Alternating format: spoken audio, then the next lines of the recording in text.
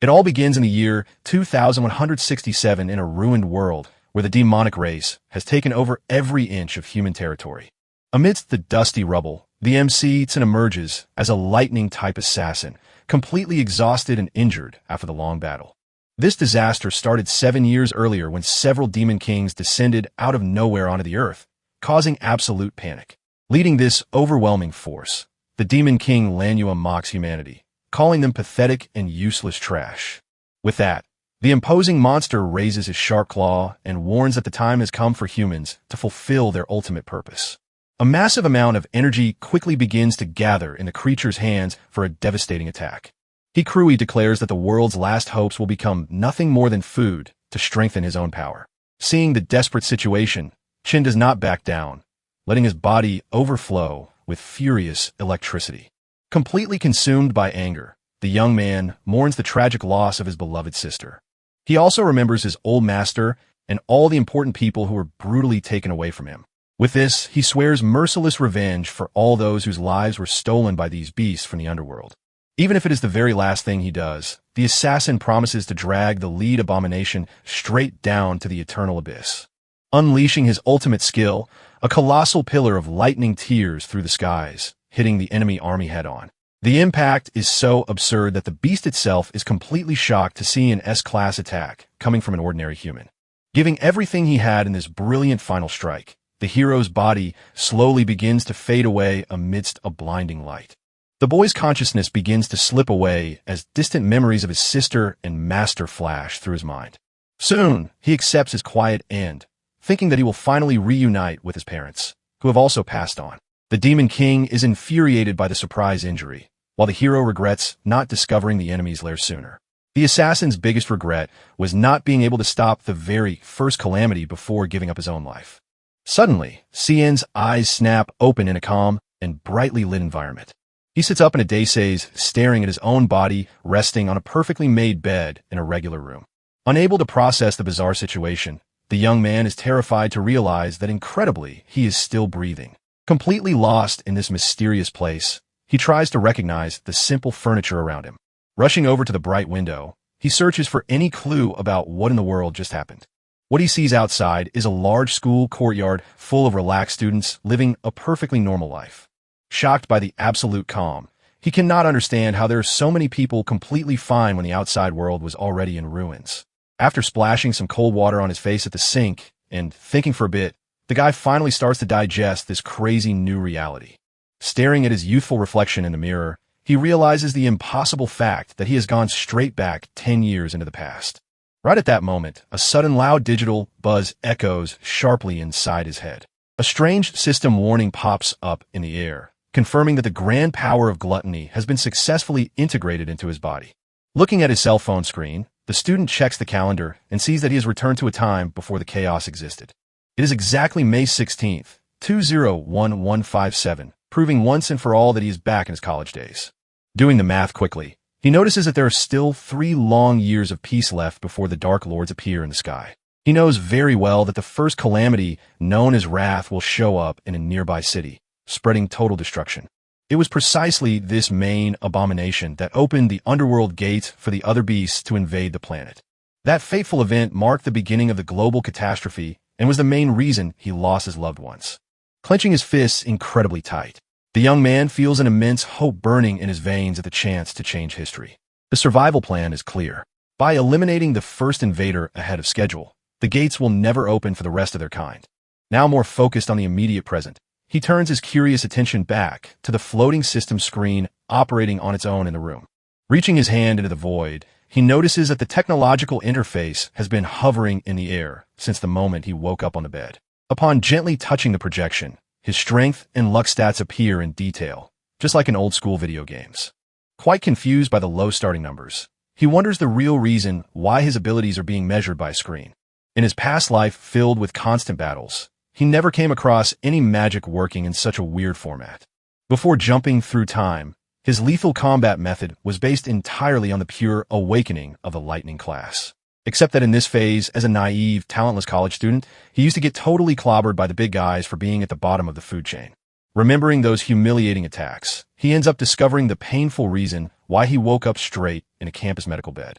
However, the translucent visor blinks, an alert showing a floating window that grabs all the injured boy's attention.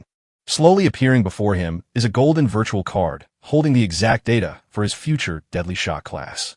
Completely surprised by the tremendous magical coincidence, he quickly confirms that this is the exact same lethal profession he used in the apocalyptic war. A very familiar raw energy suddenly circulates through his veins, alerting him that the talent he earned in the future came right back with him. Without wasting a single second doubting it, the hero selects the panel and starts the class change immediately. At that same noisy moment, the infirmary door is pushed open roughly by a hurried guy in a sweater. This worried student is Ma Long, who bursts through the entrance, yelling to check if his friend's injuries have gotten worse. The MC calms his buddy down and realizes with relief that only his own eyes can see the virtual messages in the air. Analyzing the survivor up close, his friend freaks out, jaw-dropping when he notices that yesterday's severe injuries healed up like magic. Watching all that comical panic up close, the former assassin misses the days when the two of them shared a dorm room. Even knowing that his buddy would be tragically taken out early in the evil invasion, seeing him alive warms his heart. It is only when seeing this old companion chattering away, standing in front of him, that the reality of being safe in the past really hits home. Happy about the miraculous recovery he just witnessed, Ma Long is already pulling the former patient by his clothes, demanding he show up for the next day's exam. He puts his foot down, insisting that the school's dreaded official evaluation is the only way to secure their coveted diploma without a hitch. The duo walks along without any rush through the huge student courtyard lit by a beautiful, vibrant, golden late afternoon. The pleasant environment is packed with young people shooting the breeze and enjoying the perks of a peaceful life. Seeing the crowd kicking a ball on the nearby court, the time traveler randomly comments on how much he missed being around people who were still breathing. Hearing this weird and overly gloomy talk right out of the blue, Ma Long shivers, finding the statement totally creepy.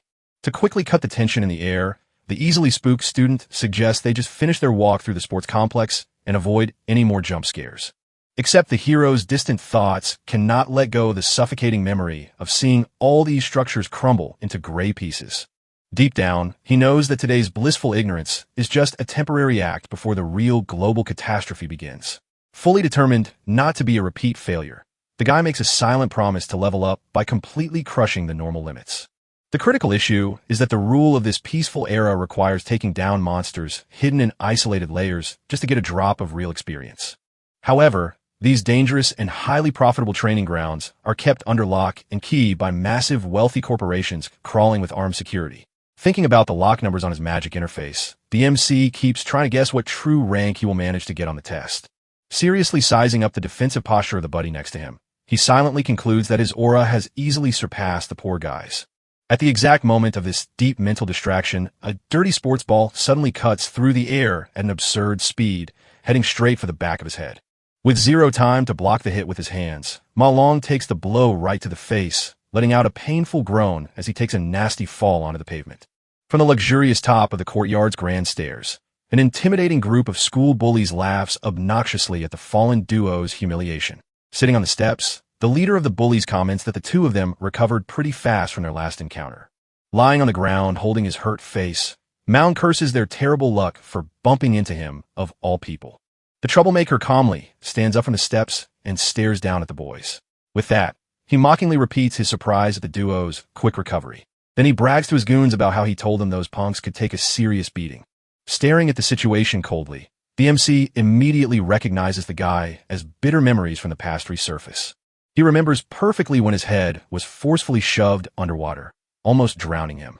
He recalls being humiliated in the school bathroom by this exact same group of cowards laughing right in his face.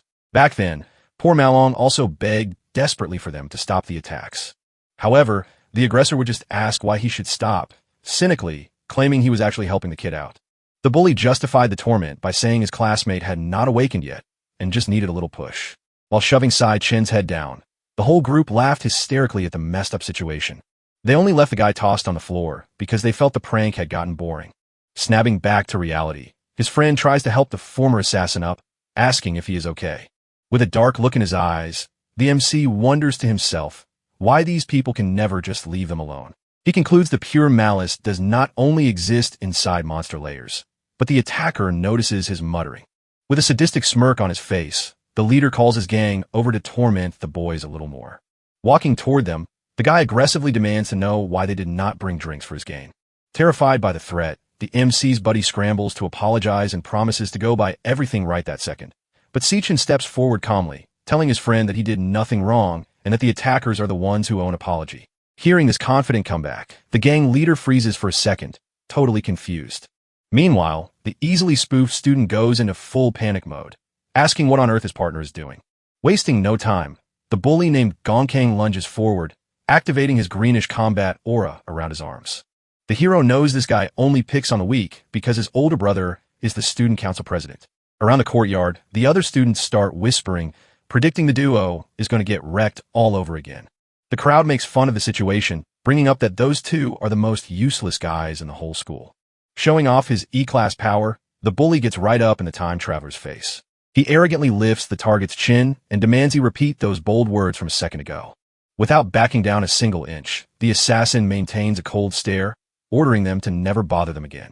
Completely furious at the audacity, the attacker winds up a heavy punch, yelling that the kid needs another beatdown.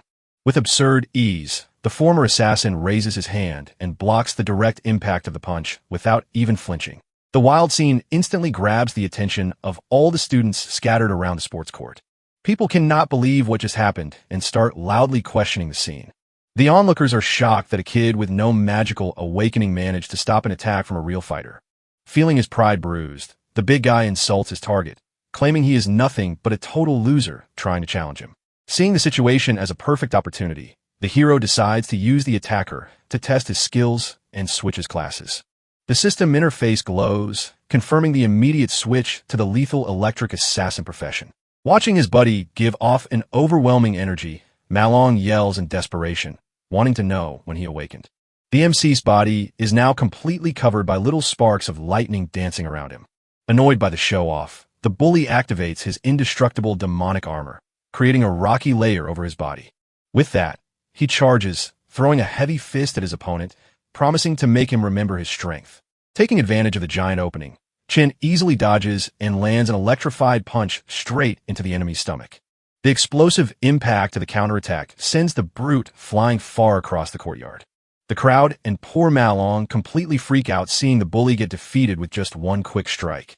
Brutally slammed onto the courtyard floor, the attacker coughs from the extreme pain while accusing the newbie of a cheap shot from behind. Totally humiliated, the gang leader yells, demanding to know if his goons are just going to stand there watching.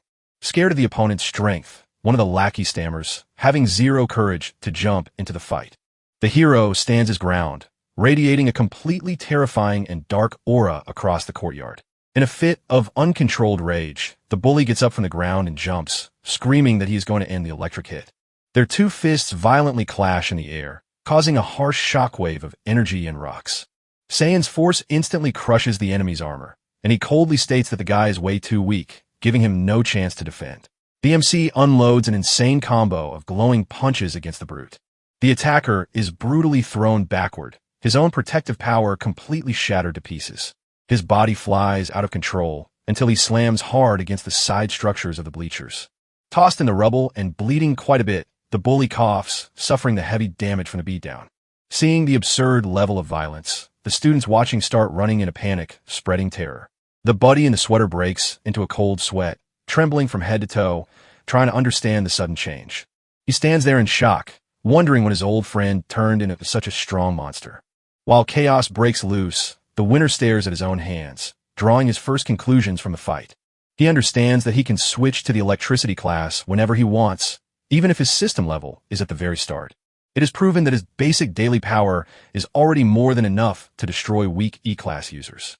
Except a new problematic detail pops up right in the middle of this sudden battlefield victory. Staring at the digital screen in the air, he notices his stats are still stuck at 100 points without gaining any experience. Bothered by the lack of progress, the guy reignites the electricity in his hand and walks toward the defeated bully. Noticing the dangerous approach, his buddy tries to stop him, yelling desperately to know what he is about to do. Sprawled out awkwardly, the attacker's eyes go wide, completely terrified by the shadow of the executioner looming over him. The assassin darkly wonders if the method to gain experience in the past requires the enemy to be taken out completely. Grabbing the guy mercilessly by his collar, He lifts the injured body up, prepping the final blow. However, the sound of heels approaches, and a polite female voice warns that they are still inside a school. The student council vice president Ling Yu shows up, declaring that this punishment is already more than enough. Keeping a friendly posture, the girl guarantees that the troublemaker will never dare lay a finger on them again. Hearing the warning, the MC simply lets go of the brood's clothes and lets him drop to the floor. He suspected this political protection from the council, but he never actually planned on finishing the kid off anyway. While the vice president handles the mess, the hero knows that if he does not properly scare these rats, they will just come back to bother him. And sure enough, the other students gossiping from afar have already agreed to never again provoke the supposedly most useless kid in school. With the conflict over, the bully's goons run away, obeying the orders given. Chill about the resolved situation. Ling Yu calls the MC over so they can leave the courtyard. Knife falls over the school, bringing a calm vibe to the boys' dorm. Inside the room, Malong is freaking out with excitement upon realizing his friend is a super strong electric assassin. He brags about how the rival gang does not even dare look them in the face after they wipe the floor with their leader. Relaxing in his chair, roommate Xiang Sua asks where the hero went off to.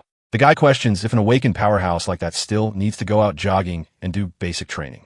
Glued to his computer, Shinyu agrees and jokes that the sweater kid's brain turned to mush from getting beat up so much. Then he brings up that the four of them only share the same dorm room because they're the absolute worst students in their entire class here, showing off his magical energy. Shanzua claims to be the best in the room since he has the only combat class there. He quickly doubts Sai Chan's strength, thinking he is too weak while feeling his own power growing. The roommate on the computer ends the topic, saying the final graduation test the next day will clear everything up. Meanwhile, the E-level monster training layer burns intensely somewhere else. Standing before the pillar of flames, Student Council President Gong Ting strikes an imposing pose after the fight. Satisfied with the performance, the leader decides to wrap up the day's training and dismisses his team. Back in the locker room, the president walks over to his younger brother, who is waiting for him in the dark. Covered in bandages and furious, Gong Chang tries to manipulate the leader, saying the attacker showed absolutely zero respect for him. Perfectly understanding the injured kid's intention, the older brother just nods silently. With a cold attitude, Gong Ting promises he will handle this problem personally. Later on, a sharp knife cuts a piece of juicy meat during a fancy dinner. Helping himself calmly, the president comments that his brother simply lost because the opponent was better. Still curious, he asks his guest if the kid who caused the ruckus is really that strong. Sitting at the table, Ling Yu points out that fewer than 10 people in the school have reached DEL, and all of them have already been recruited by him.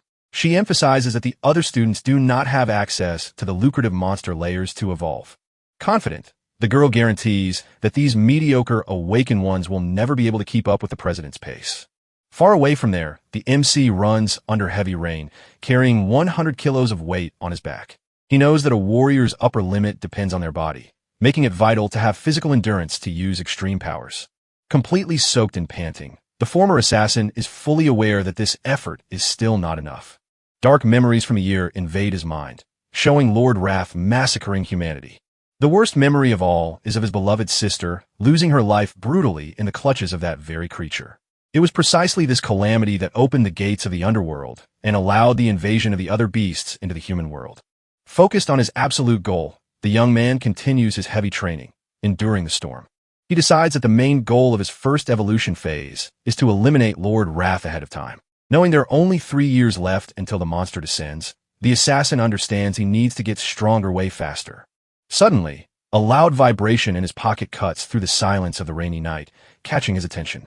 Grabbing his cell phone, the student is relieved to see it as a call back from his beloved sister, Sayun. Unable to hold back the emotion of the moment, he answers the call with a soft and nostalgic voice. On the other end of the line, the girl asks excitedly why he had called so many times that day. Full of hope, she mentions she entered a competition and the prize money could solve their rent problems. The former warrior falls silent, remembering the prayers he made in the ruined future, begging for a chance to start over. Worried by his lack of response and the sound of the rain, the young woman asks if everything is okay, but he hides his sadness. Hearing his sister's voice alive brings immense comfort, renewing his will to go through any hell to protect her. Excited about the future, Cyan promises to bring good news about the tournament soon and says goodbye to her brother. Facing the rain with his head held high, the MC feels the weight that everything really has started from scratch. With renewed energy and determination, he goes back to running on the track, telling himself there are still 3 laps to go. Back at the dorm, after 8 hours since he jumped through time, the hero reflects on the urgency of getting stronger. Taking a hot shower to relax his muscles, he feels he is gradually adapting to his younger body. Towel drying his hair, the guy knows he now needs to focus on his most critical problem to evolve. Sitting on the edge of the bed, he complains that all the local monster layers are monopolized by the big guilds. With no money or influence, the student has no idea how he's going to manage to encounter beasts to level up. Thinking exhaustedly about the mysterious gluttony power he received, the MC closes his eyes and falls into a deep sleep. Suddenly, the system interface announces that the loading is complete and starts a hidden program. The former assassin's body is sucked into a weird dimension, landing nimbly on a reddish floor. Looking around, he is met with a bizarre landscape containing a colossal tower made of bones and flesh. Totally confused by the macabre setting, the guy wonders how he ended up there if he was just sleeping. He stares at the massive, sinister structure on the horizon, trying to understand the purpose of that demonic pillar. Then E-level doom hounds start appearing, growling from among the carcasses scattered across the bloody scenery. Recognizing the beasts immediately, the kid activates his class change, figuring out he ended up inside a lair. Assuming his electric assassin stance, he decides to ignore the questions for now and focus on dealing with the immediate threat. Wasting no time, one of the skeletal monsters leaps furiously with its jaws wide, open straight at the intruder. Reacting at absurd speed, the warrior punches right through the Doomhound's body with a devastating electric strike. The impact blows the creature's head apart, scattering blood, while the system notifies him about collecting deadly force. Going on pure offense, Saichin massacres the rest of the pack easily, finding E-level beasts way too weak. Receiving several experience gain notifications, the guy realizes that this bloody place is not a lucid dream. Hitting level 2 quickly, he celebrates the genius discovery of being able to level up inside his own mind. Analyzing the interface screen, the former assassin is satisfied to see that all his stats went up by 5 points. Very hyped about the result, he realizes he scored an exclusive monster layer to loot all by himself. The calm is short-lived when a giant E-level monster called the Zombie Forest King shows up roaring intimidatingly. The colossal beast shoots a blast of energy from its mouth, but the MC decides to use the fight to test his new limits. With a single slashing lightning attack, the kid slices the boss right down the middle, earning 320 experience points in one go. Reaching level 3 right after, he realizes that taking down bosses speeds up his growth in a scary way. Walking through the empty battlefield, the warrior spots a new system window blinking over the beast carcass. Totally curious about the new visual, the student focuses his attention on the weird message. The floating text indicates that the monster's remains are devourable, leaving the guy confused about what the term actually means. With that, an intense red aura starts glowing in the palm of his hand, and he gets a hunch about what is about to happen. Staring at the bright light in his palm, the MC understands that this is the true meaning of the gluttony power. The mysterious red energy begins to completely absorb the defeated beast's mortal remains. All that condensed power turns into a small floating sparkle resting over his hand. The system interface quickly announces that the monster was absorbed and turned into a card.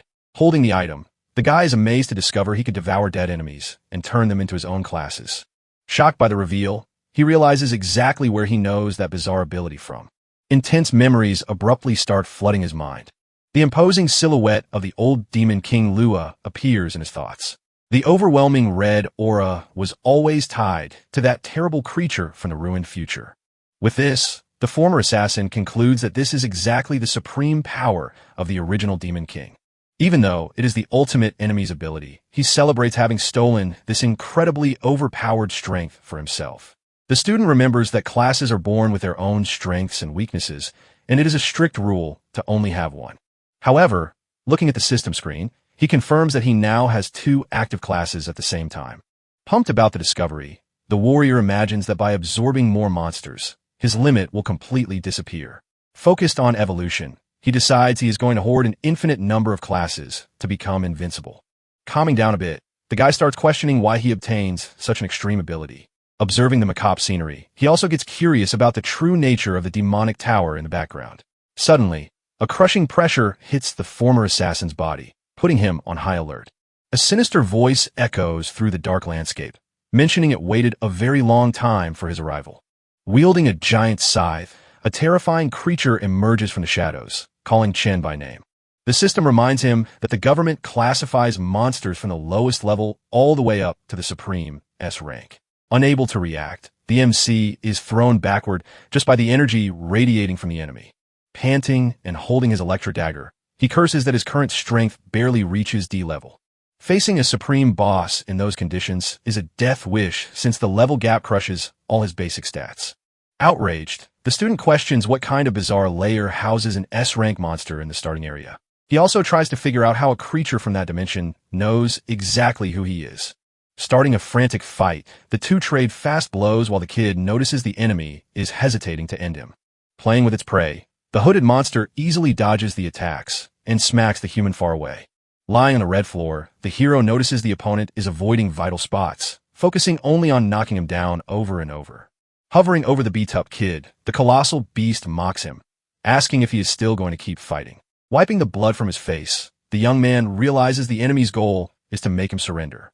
Leaning on its scythe, the monster offers a rare chance for the human to stay and protect the demonic tower by its side. Totally unyielding, the guy declares he would never accept rotting inside that hellhole. He gets up with difficulty, channeling his electric magic through the weapon's blade once again. The sinister creature watches the opponent's stubbornness with a threatening stance. Losing patience, the beast warns that the only reason he is not dead yet is because he is the only one capable of entering that place. Raising its brutal blade, the boss starts gathering an overwhelming purple energy across the scenery. Drastically boosting its physical stats, the giant threatens the intruder, making one last peace offer, making rocks float with sheer raw power. The opponent tells the kid to stay or get crushed into dust. The MC's body is totally covered by intense lightning while he makes his final decision. Charging at extreme speed, Saichan announces with all his might that he chooses to defeat the enemy. Annoyed by the audacity, the supreme monster brings the scythe down hard, calling the attitude ridiculous. Using his class's agility, the former assassin dodges the crushing attack in a perfect electric zigzag. That move did not surprise him because the kid spent the whole fight studying the opponent's patterns. With his past experience, he calculated that the beast needs almost half a second of prep time before every strike. Focused on precision, the student uses that brief moment to closely watch the angle of the monster's wrist. Reading the path perfectly, he manages to dodge the giant blade by a hair. Prepping the counterattack, the kid takes advantage of the boss's short recovery window after the missed strike. The plan is to aim exactly for that small opening where the hooded giant is totally defenseless. Activating his lightning blade skill, the hero lands a direct hit on the opponent's chest to pierce its heart. The massive electric shock paralyzes the beast. Since the human knows a weak attack would never finish off an estray, wasting no time, he activates the lightning god form to max out his movement speed. Running desperately away, the guy knows he only has a few seconds before the paralysis wears off. During the exchange, he paid attention to the environment and spotted the only light source in the distance. Reaching out anxiously, the runaway tries to grab the glowing portal that seems to be his salvation. Cruey, the bright light completely vanishes into thin air, leaving the kid frozen in shock in the middle of nowhere. Appearing right behind him, the monster reveals that it was just an illusion with no escape route. Crushing any hope, the beast praises the human for finding the flaws in his attacks so quickly. Assuming its demonic form, the boss states that the guy really is the one who can bring salvation. Slowly turning his head, Chan is frozen in sheer terror when he faces the creature's true appearance. Staring the beast in the eyes, the MC goes into a state of extreme tension upon recognizing that look. Shaken, he tries to stay calm to analyze the bizarre situation and find a way to survive the nightmare. In his past life, the former warrior ran into that exact physical appearance during the Bloody War. The terrible memory belongs to the body of the old demon king Lenu at the peak of his destructive power. In the final battle of the future, the calamity could easily switch between countless high-rank classes without breaking a sweat. One of those forms was a flaming dragon that burned everything in its path. Another transformation involved creatures made of deadly poisonous plants and roots. Plus, the original monster also had a radiant and imposing figure of light. Recalling the visual memory from that dark time, the human perfectly remembers one of the metamorphoses. Out of so many overpowered options, the Demon King used the exact silhouette of the creature standing in front of him right now. With his mind racing, he figures out that this S-rank beast was devoured in the past through the power of gluttony. Since that same demonic ability is now integrated into his own body, the puzzle pieces fall into place. Looking at the bone tower, the student is shocked to realize that this entire red dimension exists inside of him. Satisfied with the deduction, the boss praises the kid's sharp mind and states he is proven worthy of the legacy. Completely disbelieving the size of his new power, the guy tries to wrap his head around the idea of owning all of it. Looking at the item floating above his hand, the MC discovers that this is the triple S-rank key to the demonic tower's gates. Then the boss explains that he once devoured countless fierce demons and sealed the strongest ones inside that very structure.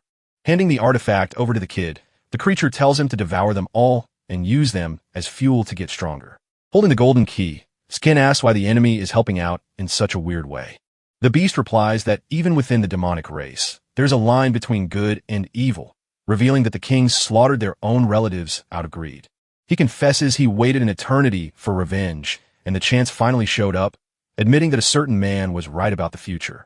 Intrigued by the reveal, the student asks who the gigantic monster is talking about.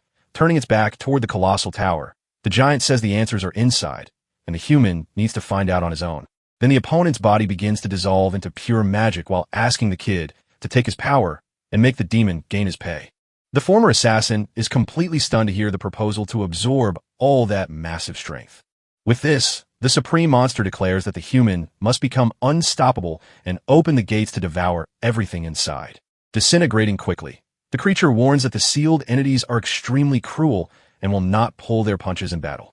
Facing the situation with a killer look in his eyes, the guy listens as he is told he will have to bear the burden and conquer every single one to reach the top of the world. The dark voice echoes through the landscape, demanding that the hero devour absolutely all the demon kings in existence without mercy. At that moment, the old lord reflects that only a man with that absurd level of determination would truly be worthy of inheriting his entire legacy of power. Accepting a responsibility, the MC reaches out and absorbs the purple energy left by the boss. An intense golden aura covers the student's body as the system announces a crushing victory, bumping his level straight up to 10. Focused on the deadly goal, the guy guarantees he carries the will of that ancient monster with him. The devouring interface successfully finishes, transferring brutal stats to the reborn hero. Just then, rays of sunlight come through the bedroom window, while the kid promises to make his enemies pay with their own blood. The former assassin suddenly opens his eyes to the sound of someone telling all his roommates to get up. He sits up in bed with a quick jump, still processing a harsh transition from the demonic setting back to the regular dorm. Malong rushes the group, reminding them about the mandatory uniform for the day, leaving the MC a bit spaced out being back in the real world. Opening his shirt, the young man notices his injuries have completely vanished and wonders if that intense battle was just a dream. But upon opening the interface, he confirms it was all real since even the looted items came back to reality with him. Having jumped to level 10 in a single night, the student is curious about what his official school ranking would be right now. At that moment, Zuila walks over to the bed, roughly grabbing his roommate's attention. With a mocking tone, the arrogant kid mentioned someone was talking a big game about the newbie skills last night. The easily spooked Malong shrinks back in the corner, admitting he was the one who said his friend had become a real combat powerhouse. Annoyed by the rumor, the preppy student asks if the hero is trying to overthrow his reign as the strongest guy in the room. Not caring one bit about the little show, Sai-chan replies that the ranking test is about to start and they will see who really has what it takes there. The arrogant guy takes an angry bite out of his snack, accepting the subtle challenge with plenty of rage. Walking through the courtyard, Xiangzhou brags, explaining that the classes are divided into 3 tiers and he has already secured his spot in the mid-tier. He claims the power difference is massive, guaranteeing he could drop 10 low-tier newbies at the same time without breaking a sweat. The roommate keeps blabbering about the chance of moving up the ranks while the MC just tunes out the speech. Ma Long whispers for his friend to just try and hit dank just to scare the loudmouth bully. The former assassin finds the harmless suggestion funny since his current strength probably blows way past that basic margin. Nearby, several anxious students gather at the main building's entrance, waiting for official instructions. Watching the crowd move, the sweater kid spots a heated commotion right near the front. The evaluation square is already totally packed with students who got there early to secure a good spot for the school event. Right off the bat, Gong-changing's goons push their way through, shoving others aggressively and disrespectfully. The easily spooked friend suggests backing off immediately when he sees the group of troublemakers approaching with a very unfriendly vibe. Even the arrogant Xiangzhou goes into shock, realizing the brutes are looking straight at them. On the flip side, the MC keeps a totally relaxed posture, completely unfazed by the supposed threat heading his way. Instead of picking a fight, the bully's goons start sweating cold bullets, absolutely terrified by the hero's presence there. They bow in an exaggerated apology, greeting the guy like a true, untouchable boss. Shang Zua's jaw drops at the show of respect, starting to believe that last night's crazy rumors were actually true. Completely cold, the MC walks right past the bowing troublemakers without even giving them a look. Right then, a student council officer approaches the group, bringing up the incident involving Gong King on school grounds. Shaking with fear of authority, Ma Long mentions that the beaten-up student is the younger brother of the feared council president, Gong Ting. He identifies the newcomer as Zhang Jian, a ruthless elite member who keeps the school in line. Shang Zhou recognizes the officer as the president's personal lapdog and a D-level powerhouse. Predicting a tragic fate for his roommate, sniffing the air weirdly, the officer claims the atmosphere is heavy and his combat sense of smell is extremely sharp. The preppy guy leans into the former assassin's ear to say he can smell a strong person from miles away. Doubling down on his weird skill, the senior guarantees he never misses when it comes to recognizing true hidden power. He provokes the newbie, stating that all he smells on him is the sour stench of a pathetic loser destined to fail for the rest of his life. But keeping his cool, Chan casually asks if the council member is some kind of stray mutt. The officer instantly loses his composure and yells furiously at the unexpected insult fired by the freshman. Before the fight kicks off, an authoritative voice echoes from the stairs, ordering Zhang Jian to stop the attack. Walking down the steps looking imposing, President Gong Ting states he already looked into the case and his little brother was the one to blame for the mess. Maintaining a leader's coolness, he declares it is only fair to pay the price for making mistakes, making his subordinate back down and agree instantly. After the unbiased statement, the president locks eyes with the black-haired kid, analyzing his fearless posture. Sai Chin holds the heavy eye contact without backing down a single inch against the school's biggest authority figure. The tension is broken by an announcement on the giant screen stating that the evaluation ceremony is going to start with roll call by student ID numbers. Turning his back to the group, the president tells them to get ready for the event while his lapdog concludes the newbie is no threat. The huge central courtyard begins to get organized so the students can go through the official check of their magical skills. Watching everything from the panoramic window, Vice President Ling Yu questions why the leader went down to watch the test in person. Sipping her tea with great interest, the elite girl comments that this year's evaluation seems to be hiding some good surprises. The glowing screen lights up Colin Shang, Zhu's name, to step up to the platform while the crowd cheers for the competitor. Full of confidence in his own strength, the preppy student cracks his knuckles, ready to show off his progress to the whole school. He walks toward a bright high-tech capsule placed prominently in the center of the field. The strict procedure requires the test to be done individually inside a monster layer simulated by the school's machinery. The machine was built using a defeated monster's core, gaining the unique ability to absorb insane magical impacts. For the system to register the exact level of the user, the student must release all their destructive energy at once into the central target. The monster heart inside the machine intensely starts absorbing the strike's energy to send the data through the cables. With that, the entire rig lights up, processing the received hit. The big screen soon displays an intermediate yellow grade for Xiang Zhua. Watching the result, the evaluators comment on the fast read and wait to see the student's potential. The arrogant guy gets ready, full of confidence, knowing this is the most important part of the test. The system calculates the maximum capacity the tester can reach in the future and preps to reveal the rank. A big letter C pops up glowing on the screen, confirming the kid's potential. Stepping off the platform frustrated, the show-off realizes he has not improved at all in 2 years. While the machine calls up the next person, he joins his roommates who try to comfort him by admitting they are even weaker. With the group's low scores revealed, they get terrified at the chance of not having a single D rank among them. But suddenly, the screen shows a low DLE score with B potential, leaving the crowd completely shocked. The audience goes wild, seeing the very first student of that year manage to hit the dream D ring. A while later, another student finishes his evaluation, securing a D level with an impressive A potential. The group of worst students gets totally bummed, noticing that was already the 8th D rank of the day. The teachers are blown away by the amount of talent popping up, even without real combat experience. The system's voice echoes through the courtyard, calling the next candidate while heavy footsteps approach.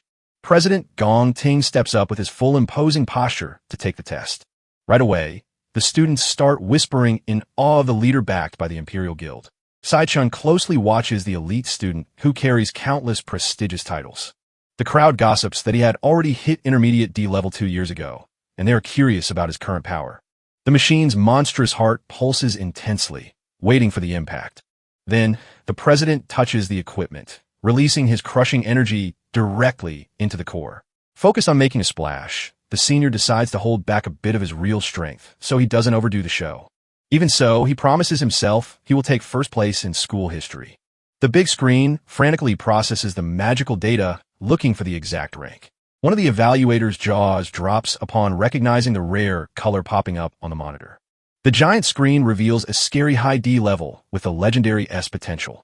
The students go into absolute frenzy, screaming in shock at the max score achieved. Euphoria takes over the courtyard with everyone celebrating the president's unprecedented feat in the school's history. The former assassin's roommates are dying of jealousy, knowing they just witnessed a historical moment.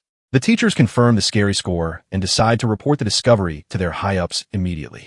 Soaking in the glory, the senior shows off all his arrogance as he is treated like a literal national treasure. Far from the crowd, two mysterious figures watch the courtyard from the window, commenting on the rise of great talents. Director Yuan Long states that everyone already knew about that kid's potential, and that is why so many people came to watch. However, the blonde figure next to him calmly replies that she is not just there for the president. Vice President Ling Yu admits she is way more anxious to see a specific someone else's performance. Then the system announces the next turn, and the MC finally starts walking toward the platform. Saichin steps through the crowd, keeping his expression totally cold and unfazed. A mocking freshman provokes the newbie, demanding he bring some honor to their loser room. He lets out an obnoxious laugh, claiming that if they all get bad scores, they will just be a pile of trash together. Shangzhou's group is dying of embarrassment over becoming the biggest joke to the whole school. Annoyed by the humiliation, the easily spooked Malong tells the heckler to just wait and see what happens. He is totally sure his friend is going to shut everyone up while the former assassin takes his position. The bully keeps glaring at the tester with a look full of pure mockery. Ignoring the taunts, the hero stands face to face with the gigantic glowing core hanging by cables. The monstrous eye inside the contraption pulses sinisterly, seeming to analyze the candidate. With a killer look, the kid reflects that in this era, the only way to secure a future is by joining a big guild. He knows full well that the combat evaluation is the perfect chance to prove his worth to the strongest. The rules allow students to form squads of up to 10 members, picking their own teammates freely. The winning team will be recruited directly by the Imperial Guild, making this test the most important event of their lives. Meanwhile, one of the elite students is congratulated by his goons for hitting low DL. The preppy guy brags, saying that with him, the squad is complete, gathering the school's best right alongside the leader. They celebrate the invincible lineup, understanding that in this environment, the strongest always stick together. As a result, weak students like Mao's group are left behind to form the worst squad. Sweating cold bullets, the sweater kid goes into a panic, noticing his friend still hasn't made a move on the platform. The monitor stays frozen, just showing the MC's name without any actual result. Taking advantage of the delay, the heckler goes back to mocking, saying the machine can't even calculate such pathetic strength. Having zero patience for losers, the elite squad decides to leave the courtyard overflowing with arrogance. President Gong Ting agrees with the idea and tells his lackey to call the rest of the team to celebrate. But suddenly the big screen system starts glitching out like crazy, processing an absurd amount of data. The high DLE ranking pops up on the monitor, leaving the crowd in absolute shock at the turnaround. The hero's roommates are paralyzed, unable to believe what they are seeing. Man freaks out with joy, screaming to everyone that he was always right about his buddy's absurd power. Surprised by the uproar, the president and his lapdog look back totally in disbelief at the score. The monstrous core starts sweating and shaking as the system warns about a severe instability, asking for a retest. Looking at his own hand, the former assassin concludes he only used his pure physical strength without activating any class. Determined to test his limits, he activates his class switch skill, wrapping his arm in glowing energy. The light panel reveals the form of the Infernal Death King at level 10, taking over his body. The machine collapses again, and the power level begins to spike drastically. The display updates the score, showing an unbelievable intermediate C cranks for the newbie. The students go into complete panic, screaming that the score just jumped to an impossible tier. Sweating cold bullets, the elite leader tries to convince himself that the school contraption must have a serious defect. Even the evaluators at the desk are lost, confirming they have never seen the equipment fail like this. The machine's demonic heart twists violently, veins popping under the crushing pressure.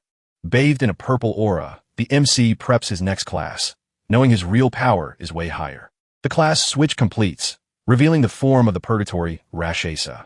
At level 10, totally wrapped in purple energy, Sun decides to test the full reach of his power. The machine's monstrous core cannot handle the pressure and violently starts cracking under that crushing aura. With that, the sky darkens fast, forming a giant whirlpool of black clouds loaded with lightning. A colossal pillar of pure purple energy strikes the ground with devastating force, terrifying everyone around. Shocked by the scary scene, the students stand frozen, trying to figure out what kind of madness is happening in the courtyard. Mong freaks out, claiming that is a real celestial omen. He realizes their dorm just birthed a literal god-tier monster. Meanwhile, the equipment's panel completely glitches out with the level and potential meters jumping nonstop. A huge glitchy letter S pops up on the potential screen, trying to process the candidates' absurd data. Completely terrified, the evaluators scream in panic, seeing yet another potential S rank appear on the exact same day. Watching the situation while sweating cold bullets, Gongting has zero reaction upon realizing his record might be in danger. The situation gets worse when the rig security system flashes a red imminent danger warning on the giant screen. Soon, the monitor suffers a fatal system error, completely unable to measure the MC's true capacity. Collapsing entirely, the machine warns that the value is undetectable because the energy blew past the max charge limit. One of the teachers totally loses his cool and lets out an obnoxious shriek of pure terror over the total meltdown. Unable to hold back so much magical pressure, the evaluation core finally explodes into pieces, scattering sparks everywhere. The director panics, realizing the demonic heart overloaded, and orders the staff to rescue the student immediately. Amidst the smoke and snapped hanging cables, the staff yells, asking if the kid is hurt. However, when they get close to the wreckage, the evaluators freeze while staring at what is left of the contraption, completely dried up and lifeless. The valuable, monstrous heart that powered the machine had died in a bizarre way. Confused by the situation, a teacher suggests the core might have burned out from overuse during the evaluations. Keeping his cool, Cian deduces he pushed too hard and choked the object to death, but admits he scored a prize from it. The system confirms he successfully devoured the heart, gaining the ability to sense threat levels around him. Discovering his gluttony gift even works on cores stuffed inside machines, the boy simply turns around and walks away. Wanting to test his new grab, the hero activates the visual skill, making his eyes glow intensely. Now he can see the exact rank of every single person around him floating over their heads, focusing his attention on a more important target. The MC turns his head to analyze the school's elite. Gongting and LT, Unk and GT. S power is revealed to be intermediate cranks.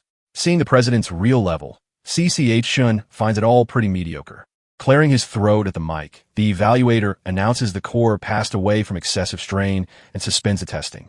He claims the freshman's insane score was just a system glitch and asks the remaining students to come back the next day. Ignoring the official excuse, the former assassin's friends celebrate wildly, calling him an absolute genius. Annoyed by the cheering, the president's lackey grabs one of the guys by the collar, insulting the MC. He rants, accusing the kid of destroying the machine and demands compensation for the time the student council lost. Completely out of patience for that little show, the hero starts gathering electricity at his fingertips. Glaring at the troublemaker with a deadly look, the former assassin wonders if he should just the idiot right then and there. Suddenly, the president steps into the mess, telling his lackey to calm down and not disrespect their new teammate. The remark surprises everyone there, leaving them completely confused by the sudden approach from the school leader. Oozing with fake friendliness, Jing holds out his hand, inviting the newbie to join his squad for the combat test. He drops his bait, promising that together they will hit the highest score in history and rule the entire school. The crowd starts whispering, shocked by the personal invite, realizing some current member would have to be kicked off the team. Sweating cold bullets, the lackey panics, knowing that Spot was an absolute guarantee for first place in the evaluation. Hearing the outraged murmurs about how you couldn't even bribe your way onto the team, the hero keeps his bored expression. Since the offer came straight from the powerful senior, the students figure there's no way to turn down something so huge. Swallowing his pride, the lapdog forces acceptance and welcomes the newbie so he doesn't go against his boss's orders. However, with a simple slap to the extended hand, Chan turns down the offer dryly and directly. The two arrogant seniors' eyes widen in pure shock at that humiliating public rejection. Furious, the lackey yells, asking if the punk lost his mind, but the MC turns his back, confirming he still doesn't care. Throwing a dark look over his shoulder, the former assassin tells the pest to shut his mouth and stop bothering him. Foaming at the mouth with rage over the bold reply, the preppy guy points his finger, threatening the newbie. As he walks away, shock takes over the students, who just cannot believe the guts it takes to reject the untouchable president. They figure the kid must want first place all to himself, building up a massive amount of hype. Watching it all from afar, Vice President Ling Yu laughs at the proud senior's disappointment after the rejection. Trying to save face, the humiliated leader forces a calm look, saying, "The freshman just has different plans." The vibe in the school courtyard gets tense after that silent clash between the most talked-about guys of the moment. Disappointed with the outcome, the director mourns the failed alliance since he hoped to witness a new historical record. Finding it funny, the vice president disagrees with the old man, stating the rivalry makes everything way more interesting. She breaks down the situation, pointing out that the daddy's boy just got handed a literal declaration of war. Knowing her peers' vengeful temper well, the girl knows he won't let this insult slide. Sticking to the official excuse, the lackey tries to calm his boss, arguing that the newbie is only acting tough because of the glitch. But the leader assumes the score might be real and swears to protect his #1 spot at all costs. Wanting to prove his worth, the lapdog suggests teaching the kid a lesson, claiming to have way more practical combat experience. Jing shoots a look of disgust at the dirty suggestion and the lack. He quickly backs off, apologizing for the careless remark. Totally out of the mood to celebrate, the preppy guy cancels the karaoke trip and tells the group to figure it out themselves. Before disappearing, he drops a subtle warning, stating that any action taken by his subordinates will have zero connection to him. Catching the message between the lines, the boy is surprised by the indirect permission to act on his own. A twisted look pops up on the bully's face, happily agreeing to take all the blame for the job. 10 minutes pass, and the squad finds out through gossip that the main target is no longer at school. One of the informants reports hearing the MC telling his friends he was heading home to take care of a problem. Stomping on a can on the floor violently, the lapdog celebrates his insane luck of catching his victim totally alone. With eyes wide open in pure psychopathy, he figures it will be much easier to crush the opponent far away from safety rules. Far away from there, the hero walks silently down the streets, keeping his face totally focused on his goals. As he moves through the city, painful memories of his past life start flooding the lone warrior's mind.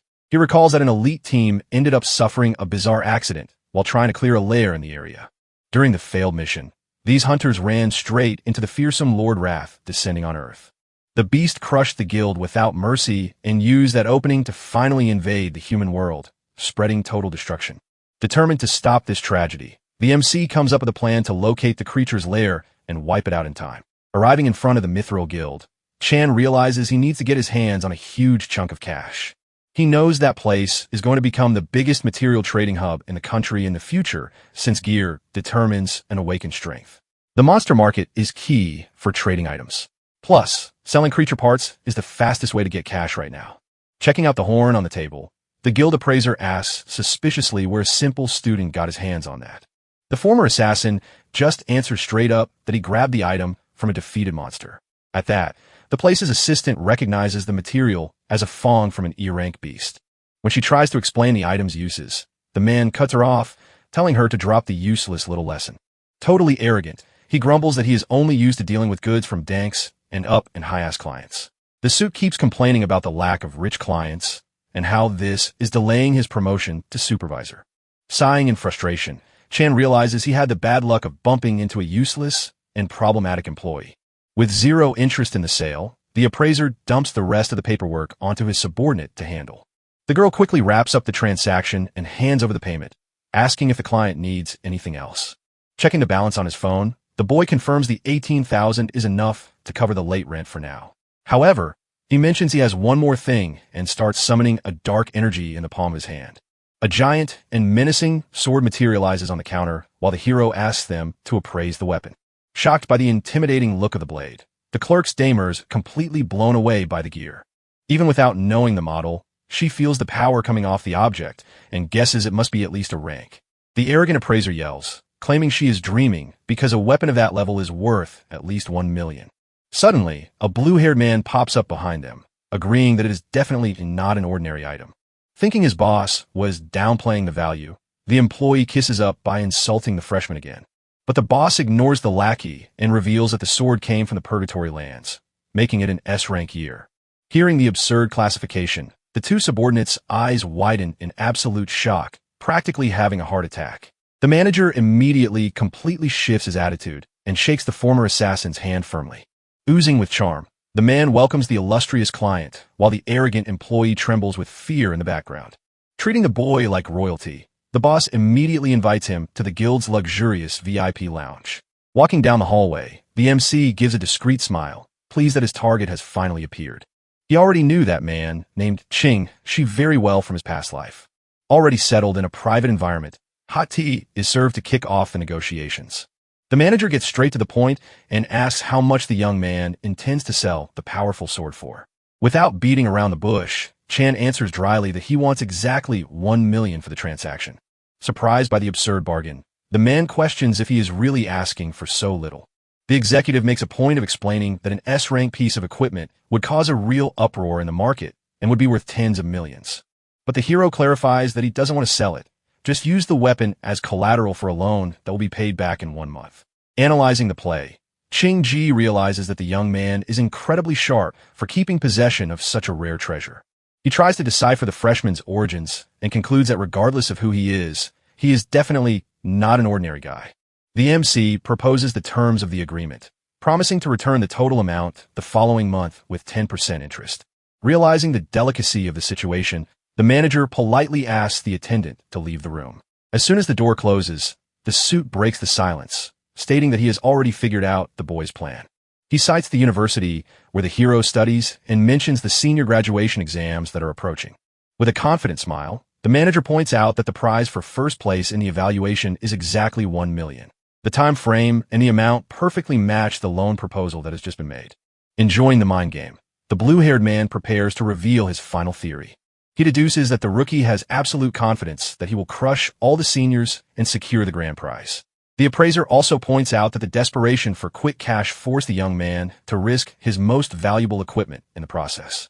Finishing his precise analysis, the manager flashes a friendly smile, suggesting a new proposal. Surprising the client, he offers 1.5 million in immediate credit without charging absolutely any interest for the month. Standing up from his armchair, the man states that this small favor will serve to start a beautiful friendship between them. The MC remains silent, processing the master stroke of the executive in front of him.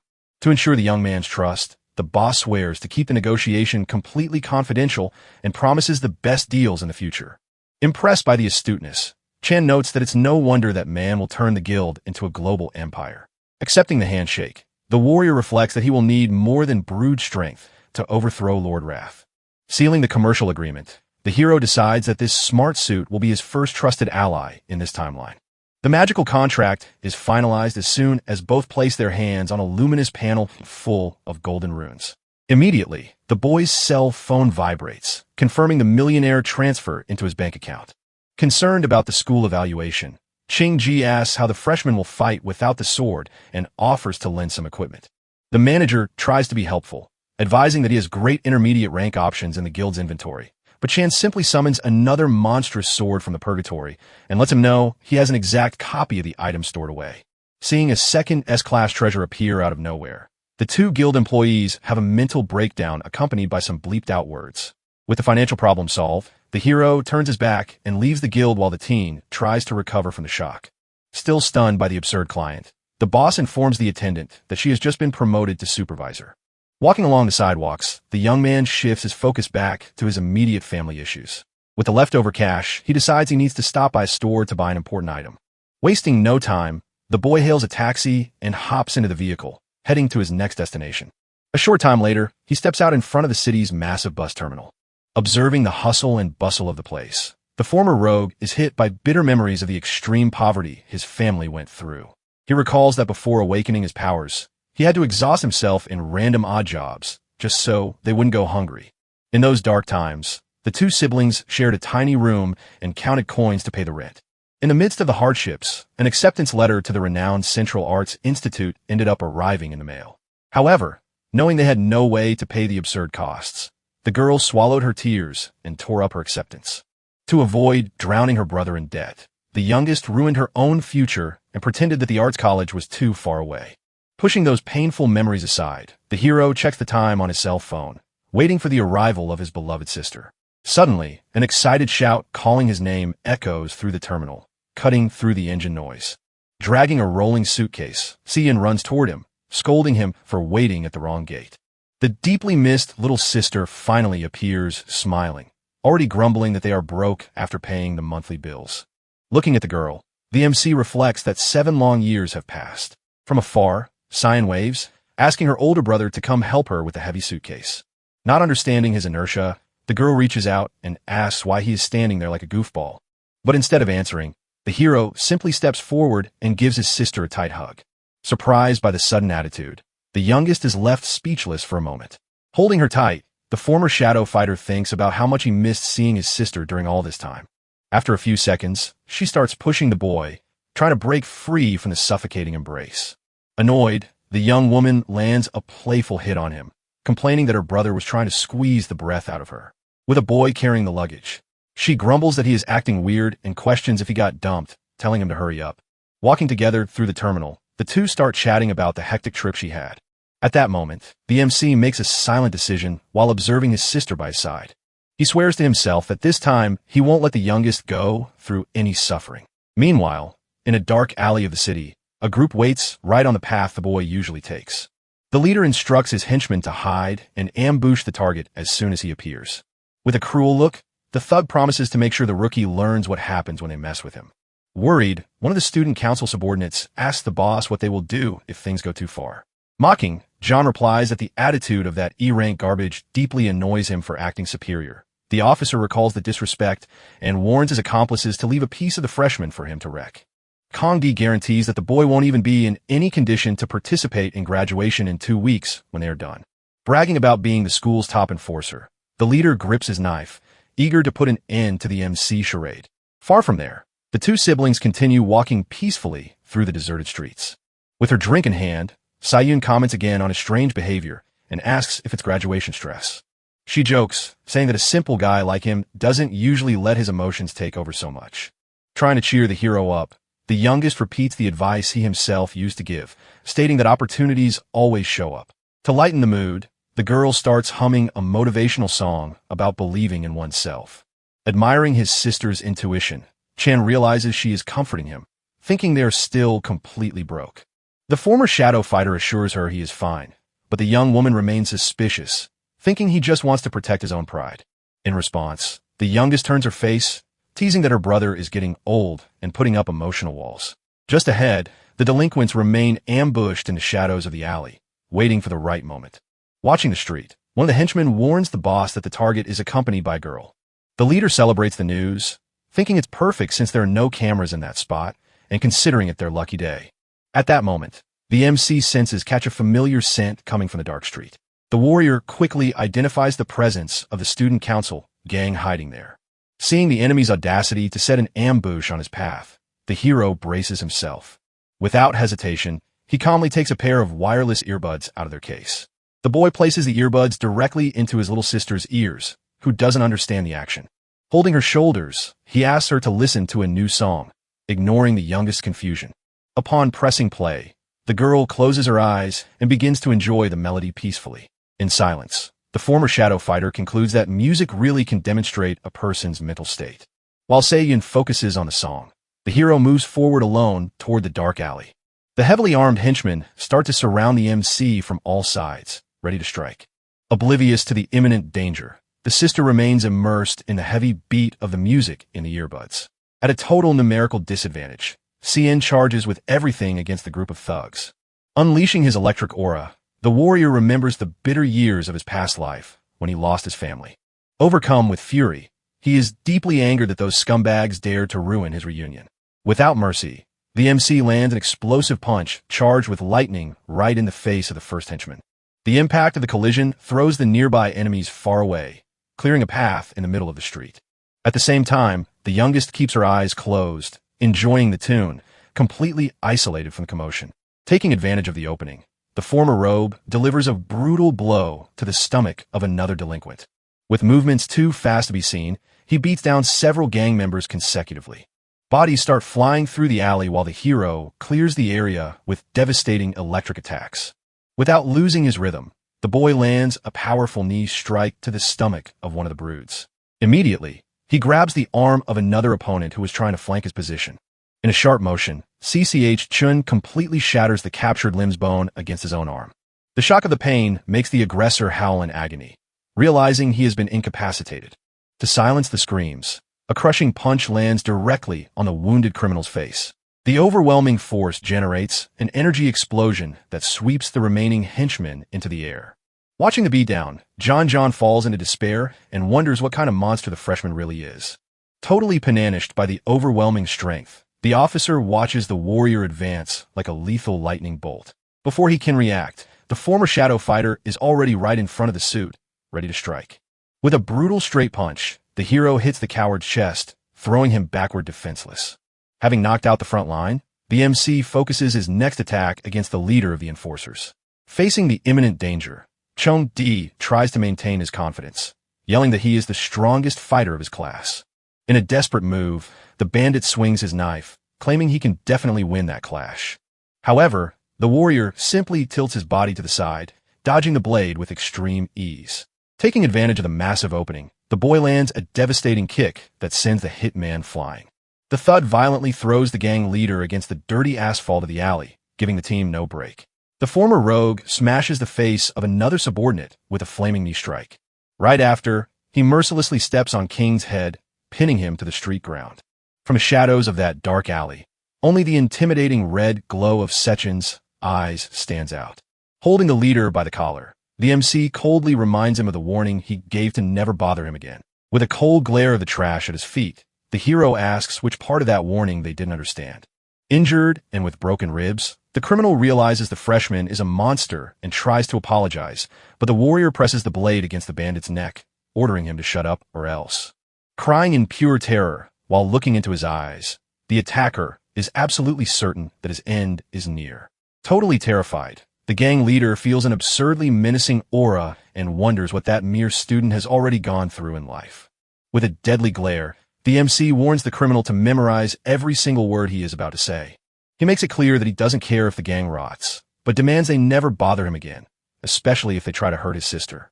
The threat continues, warning that if they even dare to appear in front of the girl, the former shadow fighter will ruin them all. Without hesitation, the warrior promises to make every single one of them disappear permanently, demanding to know if the message was understood. In absolute panic, the bandit nods frantically while the blade brushes against his neck. After giving the warning, the boy lets go of the trash and starts walking away from the alley calmly. Nearby, Son keeps her eyes closed, listening to the nostalgic melody on her earbuds. Emotional, the youngest lets a tear fall, not understanding why the song brings a feeling that her brother has gone through so many bad things. She feels the weight of the loneliness conveyed in the song and wonders how he could feel that way since she was always by his side. Wiping her face, the girl turns around annoyed, complaining that he's taking that sad music prank too far. However, she is surprised to see Sikin standing there holding a small red gift box. With a genuine smile, the hero hands over the object, letting her know he bought it especially for her.